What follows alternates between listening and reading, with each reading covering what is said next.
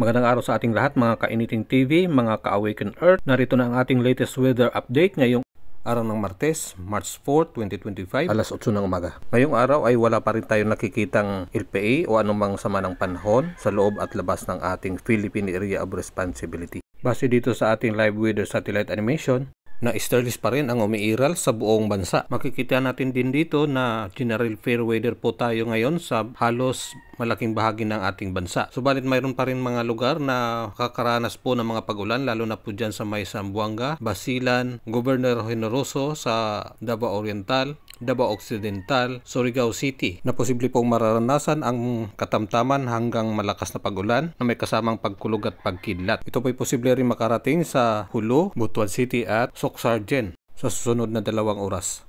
Mayroon namang mahihinang pag-ulan sa Bukidnon, Southern Leyte, Samar, Catanduanes, Calabarzon, Isabela at Cagayan Valley. Mamayang hapon, asahan na rin natin ang malawakang mga pag-ulan dahil po sa kumpulang kaulapan po na nandyan po sa silangan po ng Mindanao na posible pong tatawid sa malaking bahagi ng Mindanao. Posible rin ang mga pag-ulan mamayang hapon sa ilang bahagi po ng Southern Luzon sa may Mindoro, Romblon, Marinduque at ilang bahagi ng Quezon. Mga mahihinang pulong mga pag-ulan lang po ito. Sa ngayon lang po nakapanood sa channel na to, paki-subscribe po sa ating YouTube or paki-follow po sa ating Facebook.